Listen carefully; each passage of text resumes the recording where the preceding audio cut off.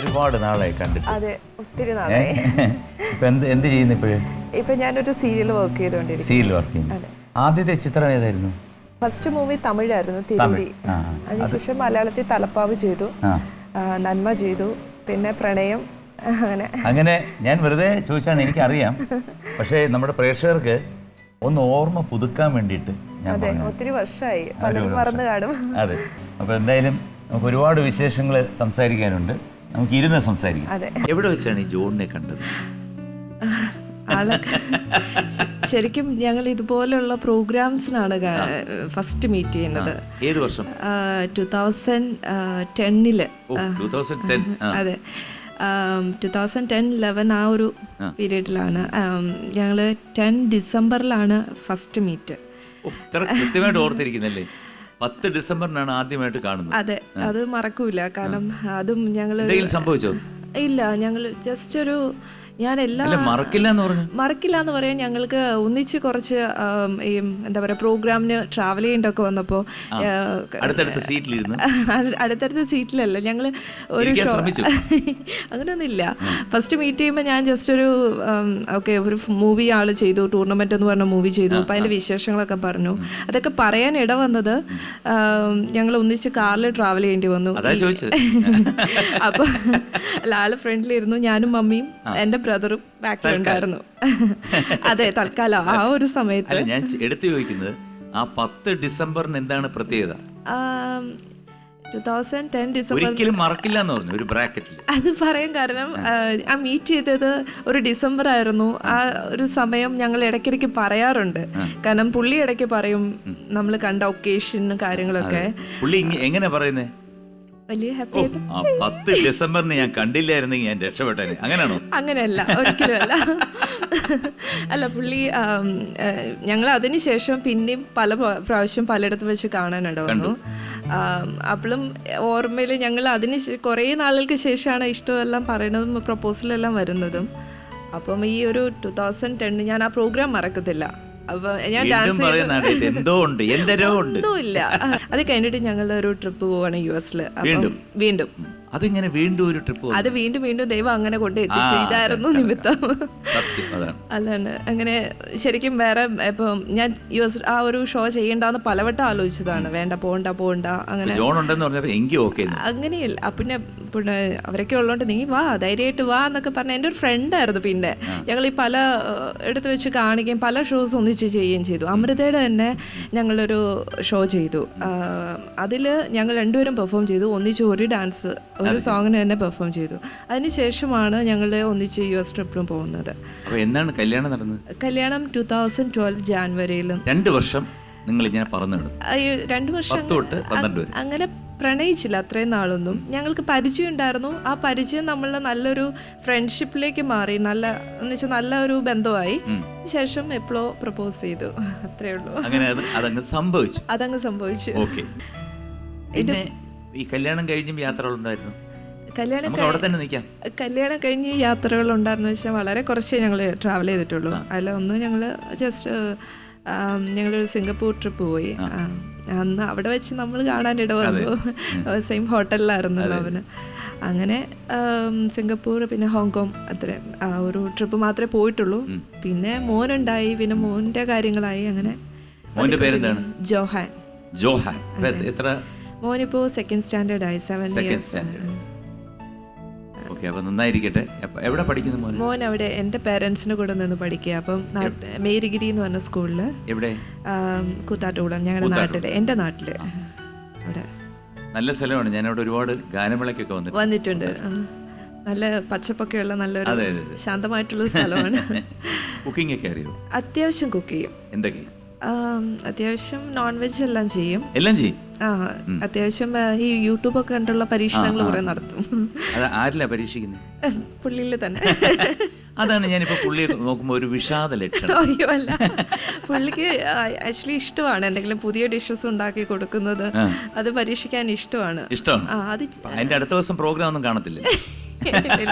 പറയും അതിപ്പോ ശരിയായി ഇല്ലെങ്കിലും പുള്ളി അടിപൊളി എന്നേ പറയുള്ളൂ. കാരണം ഞാൻ പിറ്റേ ദിവസം ഉണ്ടാക്കാൻ വേണ്ടിട്ട്.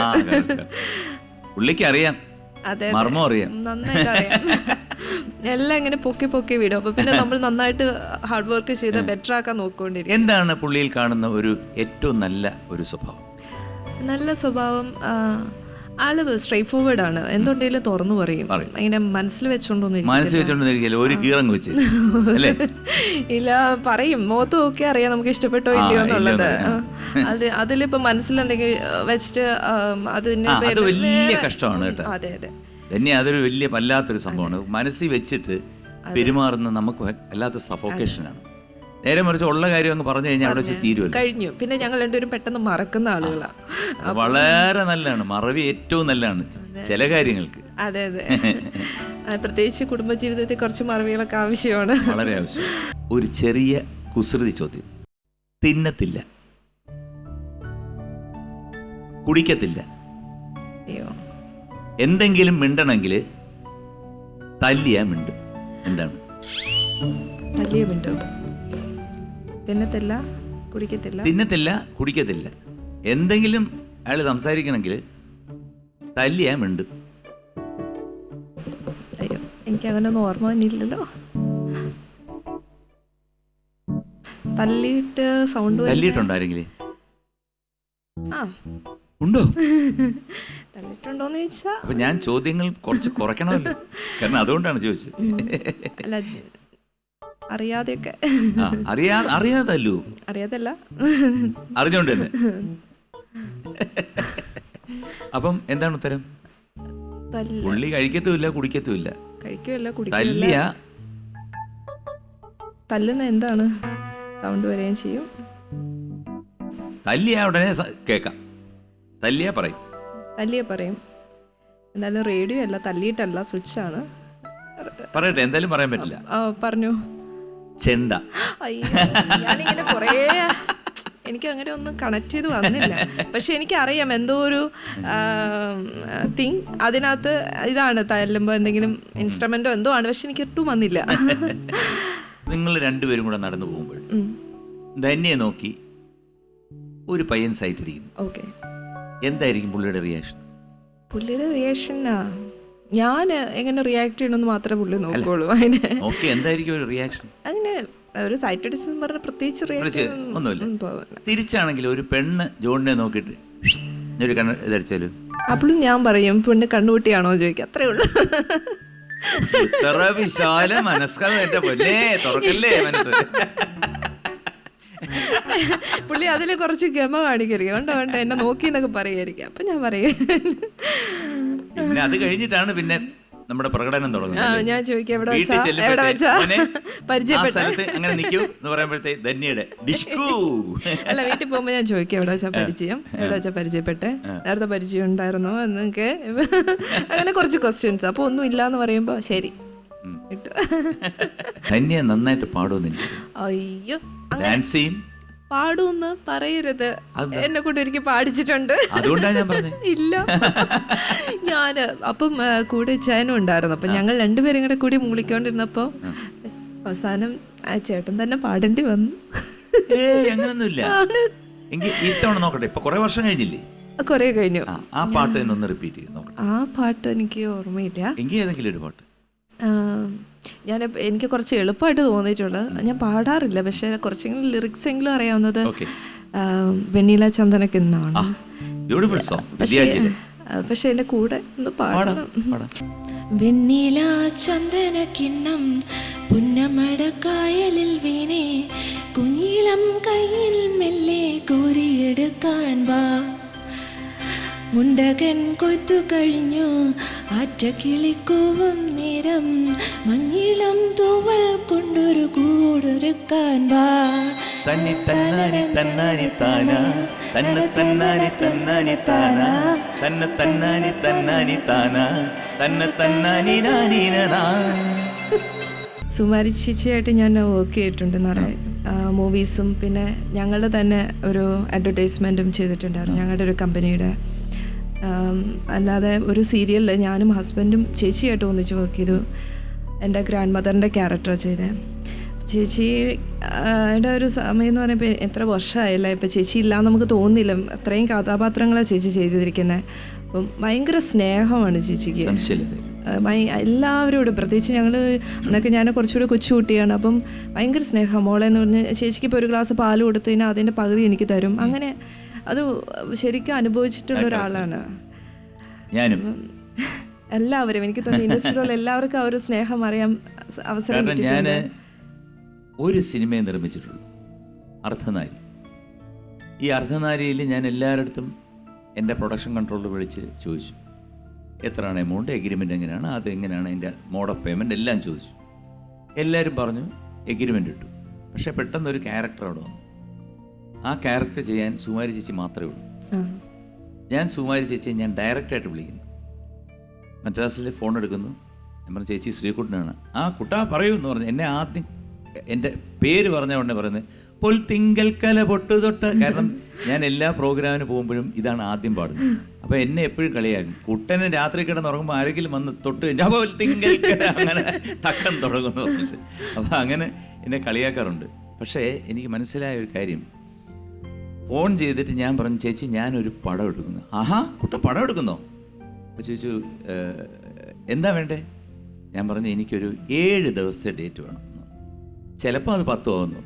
അപ്പോൾ സുകുമാരി ചേച്ചി എൻ്റെ അടുത്ത് ചോദിച്ചു ഇതുപോലെ എവിടാ മോനെ ഷൂട്ടിങ്? ഞാൻ പറഞ്ഞു ഞാൻ തമിഴ്നാട്ടിലൊരു സ്ഥലത്താണ്, ഇന്ന ഡേറ്റാണെന്ന് പറഞ്ഞു. ഓക്കെ മോനെ ഞാൻ വരാം എന്ന് പറഞ്ഞു. അപ്പോൾ അടുത്ത ചോദ്യം എൻ്റെ, ചേച്ചി ഞാൻ എത്രയാണ് കരുതേണ്ടത് എന്ന് വെച്ചു. കുട്ടാ ഞാൻ വന്ന് അഭിനയിച്ചിട്ട് പോവും, കുട്ടൻ ഇഷ്ടമുള്ളതാ. സത്യം പറഞ്ഞാൽ ഞാൻ 1 മാസമായിട്ട് കഷ്ടപ്പെട്ടുകൊണ്ടിരുന്ന എല്ലാവരെയും വിളിച്ച് ഈ കോർഡിനേറ്റ് ചെയ്യാൻ ചേച്ചിയുടെ ഒരു വാക്കിൽ ഞാൻ കരഞ്ഞു പോയി. ശരിയാണ്. ഇപ്പോഴും ആ നിമിഷം, ഒരു ദിവസം രാത്രി 8 മണിക്കാണ് ഞാൻ വിളിക്കുന്നത്, ആ നിമിഷം ഞാൻ മറക്കില്ല. കാരണം വന്നു, ചേച്ചി അഭിനയിച്ചു, ഞാൻ കൊടുത്ത പൈസ വാങ്ങിച്ചു, പോയി. പക്ഷെ ഞാൻ ഡീസൻ്റ്ലി പെയ്ഡായിരുന്നു. കാരണം നമുക്ക് അങ്ങനെ പറയുമ്പോഴേ നമുക്ക് 1 രൂപ കുറയ്ക്കാൻ തോന്നില്ല. ചേച്ചിയുടെ ഒരു ക്യാരക്ടർ ഭയങ്കര നമ്മളെയൊക്കെ ശരിക്കും ഇൻഫ്ലുവൻസ് ചെയ്യുന്ന ഒരു ക്യാരക്ടറാണ്. ജോണിനെ കുറിച്ച്, ജോൺ എവിടെ, ഞങ്ങൾ ഒന്നിച്ചേ പോകാറുള്ളൂ, ഇപ്പം ജോൺ ഇല്ലാതെ ഞാൻ ആദ്യമായിട്ടാണ് വരുന്നതെന്നൊക്കെ പറഞ്ഞു. അതുകൊണ്ട് വിഷമിക്കേണ്ട ധന്യ, ജോണിനെ ഞാനിവിടെ സർപ്രൈസ് ആയിട്ട് വരുത്തുന്നു. ജോൺ, വെൽക്കം ടു പറയാം നേടാം, ദ ബിഗ് ഗെയിം ഷോ.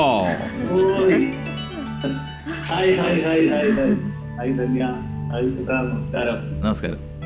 ഇപ്പൊ ഏത് ലൊക്കേഷനിലാണ്? ഞാൻ ഒരു സീരിയൽ ഫസ്റ്റ് ഡേ ഇന്ന് ഇവിടെ ഷൂട്ട് തുടങ്ങിയുള്ളൂ. അപ്പൊ അതിന്റെ ലൊക്കേഷനാണ്.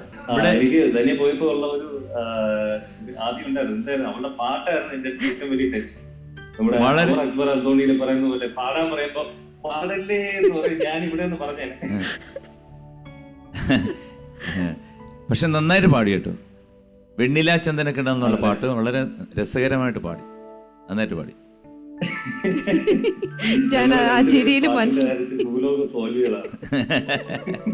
ലോക പരാജയമാണല്ലേ? പക്ഷെ അതെന്തായാലും ലോക പരാജയമാണ്. എന്തായാലും പറയാം നേടാന്ന് പറയുന്ന പ്രോഗ്രാമില് ധന്യക്കൊരു നേട്ടമാണ്. ഒരു ലജൻഡിന്റെ ഫ്രണ്ടില് ധൈര്യത്തോടു കൂടി ഇത്രയും ഒരു പാട്ട് പാടുക എന്ന് പറയുന്നത്. സത്യം ഞാൻ പറഞ്ഞു, എന്നെ 2 പേരും പാടിപ്പിച്ചു. അപ്പോൾ സവാരി ഗിരിഗിരിയിൽ 2ാമത്തെ ചോദ്യം ചോദിക്കുകയാണ്. ഒന്ന് ഹെൽപ്പ് ചെയ്യണം എന്തെങ്കിലും സംശയം വന്നു കഴിഞ്ഞാൽ. ഓക്കെ? അയ്യോ, ഓക്കെ, ട്രൈ ചെയ്യാം. പണി കിട്ടി. ഓക്കെ. അപ്പൊ ഞാൻ എന്തായാലും ജോണിനെ ഒന്ന് ആക്രമിക്കാൻ പോവാം. ഓക്കെ.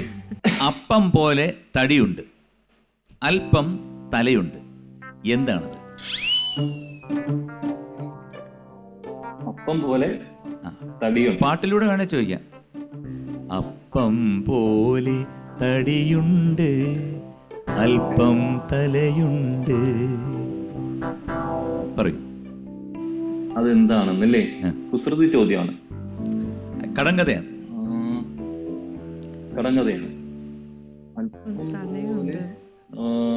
അപ്പം പോലെ തടിയുണ്ട്,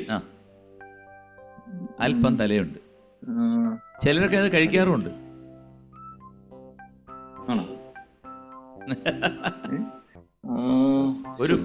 ഒരു പന്തയത്തില് പുള്ളിക്കാരനാ ജയിച്ചത്, വളരെ ഫേമസ് ആയിട്ട്. ഏതാ? കറക്റ്റ്. അവിടെ മുയലെന്ന്. അപ്പം പോലെ തടിയുണ്ട്, അല്പം തലയുണ്ട്.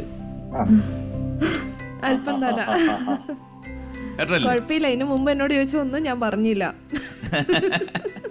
ഓക്കെ, അപ്പൊ അടിപൊളി. പാട്ട് കേട്ടാലോ ജോണിന്റെ? അയ്യോ, ഞാനൊക്കെ ഈ ഗ്രൂപ്പ് സോങ്ങില് തകർത്തുകൊണ്ടിരുന്ന ഒരാളാണ് കേട്ടോ. ഈ പള്ളിയിലൊക്കെ ഗ്രൂപ്പ് സോങ്ങില് എല്ലാരും പാടുമ്പോൾ വളരെ ഭംഗിയായിട്ട് ചിന്തയൊക്കെ എനിക്ക് വളരെ സക്സസ്ഫുള്ളി സർട്ടിഫിക്കറ്റും കൂടെ വാങ്ങിച്ചിട്ടുണ്ട്. അതായത് എല്ലാവർക്കും സർട്ടിഫിക്കറ്റ് കൊടുക്കുമല്ലോ. അങ്ങനെ ഗ്രൂപ്പ് സോങ്ങിനുള്ള കുറെ സർട്ടിഫിക്കറ്റ് ഞാൻ മുമ്പ് വാങ്ങിയിട്ടുള്ള ഒരാളാണ്. പക്ഷെ അതിനുശേഷം ഞാന് സത്യം പറഞ്ഞ കുറച്ചുപോലെ ഞാൻ പാടുന്ന ഒരാളല്ല. പിന്നെ ഇങ്ങനെ ഒരു പ്രോഗ്രാമിന് വിളിച്ചപ്പോ ഇപ്പറഞ്ഞ ഇതൊക്കെ ഒരു നേട്ടമല്ലേ? ഇത് ഇങ്ങനെ ഒരു ലെജൻഡ് അന്നേ അഭിനയം ഉണ്ടല്ലേ? ട്രൈ ചെയ്ത് നോക്കാം. അന്ന് ഭയങ്കരമായിട്ട് ചുണ്ടനക്കി അഭിനയിച്ച ആളാണ്. അല്ല, അന്നേ അഭിനയം ഉണ്ട്, ചുണ്ടനക്കിട്ടെ അന്നേ അഭിനയുണ്ട്. അതെ അതെ അതെ അതെ. എനിക്ക് ഏറ്റവും ഇഷ്ടപ്പെട്ട ഒരു പാട്ടാണ്, പഴയൊരു പാട്ടാണ്. അത് ധന്യക്ക് ഡെഡിക്കേറ്റ് ചെയ്യാണ്. എനിക്ക് വയ്യ. ആയിരം കണ്ണുമായി കാത്തിരുന്നു നിന്നെ ഞാൻ, എന്നിൽ പറന്ന കണ്ണൂർ പൈകിളി മലർത്തിങ്കിളി. ആയിരം കണ്ണുമായി കാത്തിരുന്നു നിന്നെ ഞാൻ, എന്നിൽ നിന്നും പറന്ന കണ്ണൂർ പൈകിളി മലർത്തിങ്കിളി. Good good good good good good good good. അറിഞ്ഞില്ല, വെയിൽ വന്നു പോയതറിഞ്ഞില്ല, ഓമലേ നീ വരും നാളുമെന്നിയിരുന്നു ഞാൻ. അയ്യോ, നമ്മളൊക്കെ ഒരേ അത് ലാസി പറഞ്ഞത് ധന്യെ ഉദ്ദേശിച്ച് തന്നെ പറഞ്ഞത്. അതായത് നാള് വെണ്ണിയിരിക്കുകയാണ് പുള്ളി. നിങ്ങളുടെ അടുത്ത് രണ്ടുപേരുടെ ഒരു ചോദ്യം. അമ്മ പെറ്റതെല്ലാം കറുത്ത പട്ടാളം. കറുത്ത പട്ടാളം എന്താണത്? കട്ടുറുമ്പ്. അയ്യോ, ഇതെനിക്ക് അറിയാം. കുരുമുളകൊന്നല്ലേ? ആദ്യം എന്താ പറഞ്ഞത്? ഞാൻ കട്ടുറുമ്പ്, കറുത്തുറുമ്പ്, പൊട്ടനുറുമ്പ്.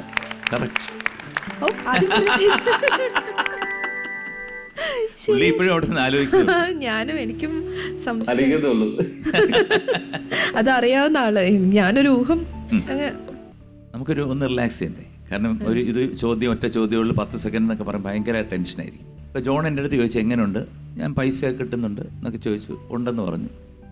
അപ്പം ഇത് സീരിയലിലൊക്കെ അഭിനയിക്കുന്ന പോലെ ഞാൻ ജോൺ, ഇത് ധന്യ.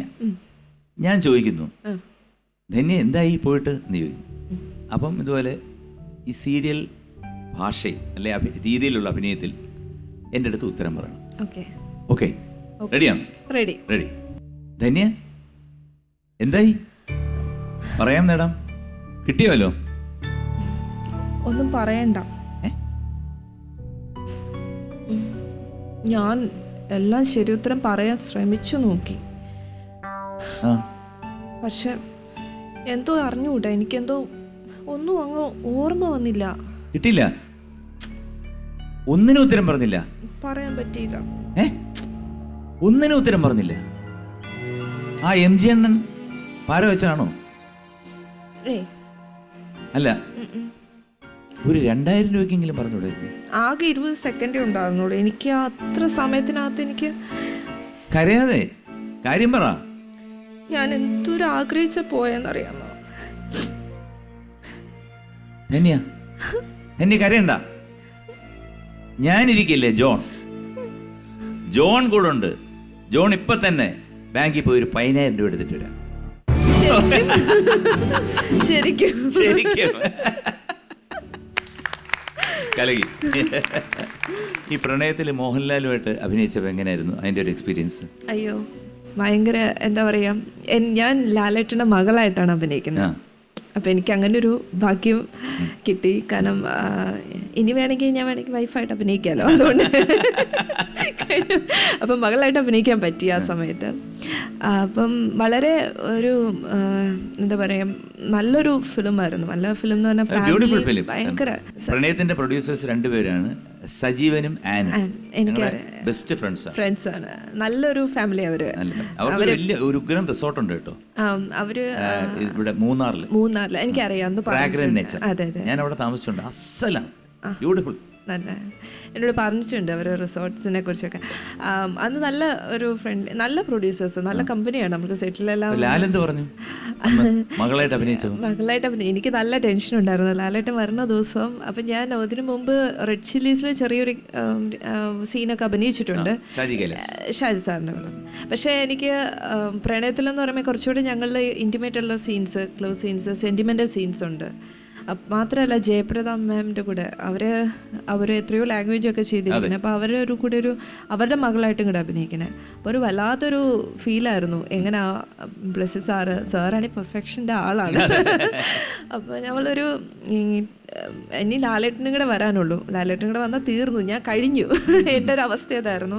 പക്ഷെ ലാലേട്ടൻ കണ്ട വഴി പറഞ്ഞു ഈ ഒരു ക്യാരക്ടർ ഞാൻ ശരിക്കും തന്നെ ഞാൻ ഓർത്തിരുന്നു, എന്തായാലും സന്തോഷം എന്ന് പറഞ്ഞു. അപ്പോൾ തന്നെ ഞാൻ ഓക്കെ, പകുതി ജീവൻ എനിക്ക് തിരിച്ചു കിട്ടി പോയതൊക്കെ. പിന്നെ ഞങ്ങൾക്ക് നല്ല സീൻസായിരുന്നു. വളരെ ഒരു നല്ല അച്ഛനെ വളരെയധികം സ്നേഹിക്കുന്ന ഒരു മോള്, എന്നാൽ നെഗറ്റീവ് ക്യാരക്ടർ, പക്ഷെ അച്ഛനോടുള്ള ഇഷ്ടം കൊണ്ട് അമ്മയുടെ അടുത്ത് വഴക്കിടുന്ന ഒരു ക്യാരക്ടറാണ്. അപ്പോൾ അതിൽ ഒരു വലിയ സീൻ, ഇമോഷണൽ സീൻ ഉണ്ടായിരുന്നു. അപ്പോൾ അത് ഞാൻ നല്ല ലെങ്തി ഡയലോഗാണ്, ഭയങ്കര ഇമോഷണലായിട്ട് ബേസ്ഡ് ആണൊരു സീനാണ്. ഞാൻ എൻ്റെ മാക്സിമം എൻ്റെ വീട്ടിൽ ഞാൻ എടുക്കുന്ന പോലത്തെ ഒരു ദേഷ്യവും അതിലപ്പുറമൊക്കെ എടുത്ത് ഞാൻ ചെയ്തു. പക്ഷേ ബ്ലെസ്സി സാർ പറഞ്ഞു അത് ശരിയാവുന്നില്ല, 1-2 പ്രാവശ്യം എടുപ്പിച്ചു. അപ്പോൾ ആദ്യം എടുത്തപ്പോൾ തന്നെ ലാലേട്ടൻ എൻ്റെ അടുത്ത് ആ ഒരു ഓക്കെ എന്നുള്ള രീതി കാണിച്ചു. അപ്പോൾ തന്നെ എനിക്ക് ധൈര്യമായി. അല്ലെങ്കിൽ ഞാൻ പിന്നെ സാർ വീണ്ടും ചെയ്യണമെന്ന് പറയുമ്പോൾ ചിലപ്പോൾ എനിക്ക് വീണ്ടും റിപ്പീറ്റ് ചെയ്യാൻ പറ്റിയെന്ന് വരില്ല. പക്ഷേ ബ്ലെസ്സി സാറ് 1-2 പ്രാവശ്യം ചെയ്യിച്ചെങ്കിലും ലാൽ സാർ പറഞ്ഞു ഇല്ല, അവൾ ആദ്യം ചെയ്തത് തന്നെ നല്ലതാണ്, അത് ഓക്കെ ആണെന്നുള്ള രീതി പറഞ്ഞു.